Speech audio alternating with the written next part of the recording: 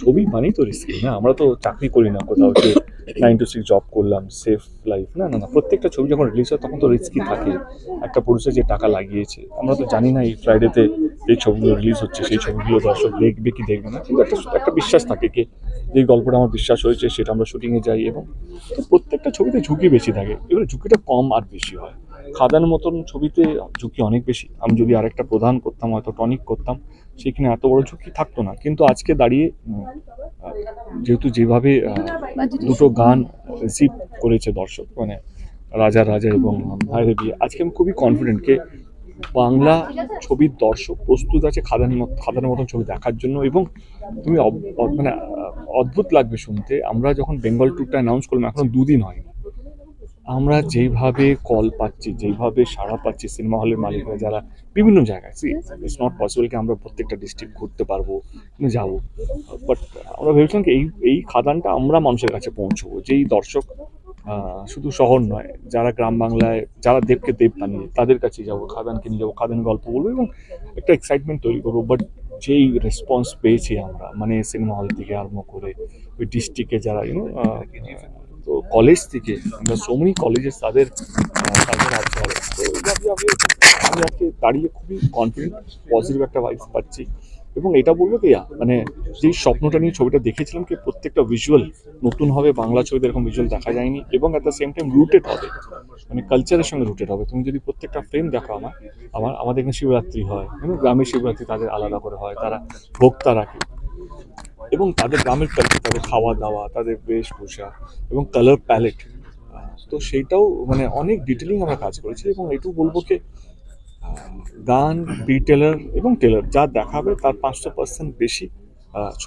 ছবিটার মধ্যে রয়েছে। কিন্তু অফকোর্স, কারণ যিশুদা তো এখন ন্যাশনালি কাজ করছে, তো যিশুদা অনেক ভাষায় কাজ করছে, অনেক জায়গা ইনফ্রাস্ট্রাকচার দেখছে, অনেক কিছু চোখের সামনে থেকে দেখছে, এবং যিশুদার জন্ম বাংলা ইন্ডাস্ট্রিতে, তো এইখানকার ইনফ্রাস্ট্রাকচার আরো বেশি ভালো বোঝে।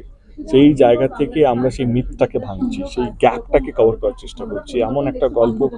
তখন সাউথ এখন ন্যাশনাল হয়ে গেছে, তো এমন একটা গল্প যেটা ন্যাশনাল লোকে দেখতে চায়,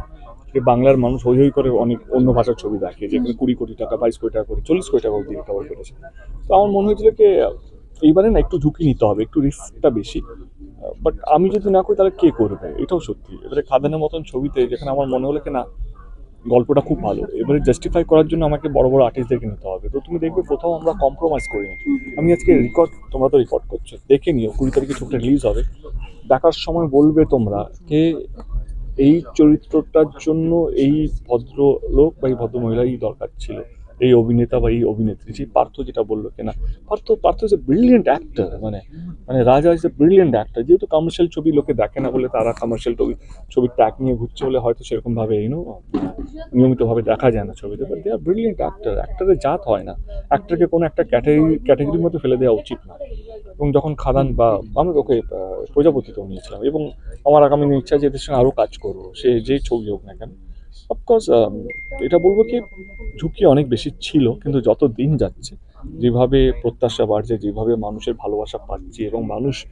প্রস্তুত, শুধু কলকাতা মাল্টিপ্লেক্স না, মানে গ্রাম বাংলা থেকে মাল্টিপ্লেক্স, শহর থেকে, যে বলেন না হাওড়া এবং কলকাতা, এই নদীটা ক্রস করার যে একটা ছবি, আমার মনে হয় খাদান সেই জায়গাটা আস্তে আস্তে কভার করছে। এবং আমরা যে ভাইবসটা পাচ্ছি খুবই খুবই পজিটিভ, এবং we are very hopeful. And আমরা এটাই বলবো কি যারা খাদান দেখতে আসবেন তারা তারা তারা নিরাশ হয়ে ফিরবেন না। পুরো না, তো সব কিছুর জন্য যেটা কঠিন ছিল সেটা হচ্ছে ভালো গল্প। কারণ আমরা এই গল্পটা শুটিং এ যাওয়ার আগে 2.5 বছর ধরে ঘষেছি, মিটেছি, উই হ্যাভ চেঞ্জ আর আমি change, we have add on the writers, location কি হবে, এই লোকেশনগুলো পাওয়া যাবে কিনা, ডিফিকাল্ট লোকেশন, মানে আমরা 400 ফিট নিচে গিয়ে শুটিং করেছি খাদানে, মানে যেখানে শুট করা হবে তার জন্য একটা আলাদা লজিস্টিক, তার জন্য আলাদা একটা পারমিশন লাগে, সেই পারমিশনের জন্য তোমাকে ওয়েট করতে হবে, এবং ওই জায়গায় কে শুট করা তাদের একটা নিয়মিত টাইম আছে, কোল মাইন্সে ব্লাস্ট হয়, তাদের একটা সকালবেলা ব্লাস্ট হবে, তারপর লাঞ্চে ব্লাস্ট হবে, সেখানে তারা একটা সিকিউরিটি মেজার্স আছে, যেখানে প্রোটেকশন মেজার্স আছে, সেখানে আমাদেরকে ফলো করতে হবে। তো যতটা সহজ তোমরা দেখছো অতটা সহজ নয় কিন্তু এখানে কাজ করা, কিন্তু ভালো লাগে এটাই লাগছে তোমরা পরিশ্রমটা দেখতে পাচ্ছ না, কিন্তু প্রচুর পরিশ্রম গেছে ওই টাইম টেবিলটা মেনটেন করা। আমার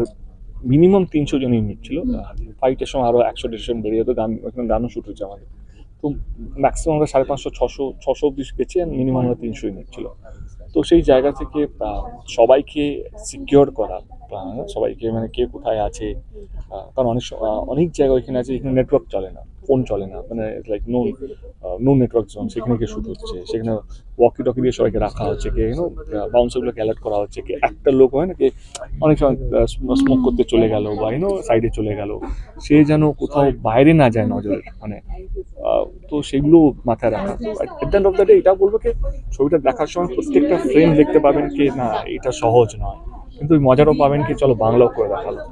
এই জন্য আমরা লিখেছি লাস্টে let's celebrate, it's a celebration of Bangla ছবি, ইটস এ সেলিব্রেশন অফ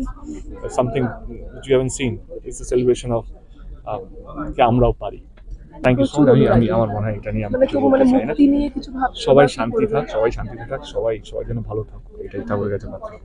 একটা ডায়লগ দিয়ে দাও না।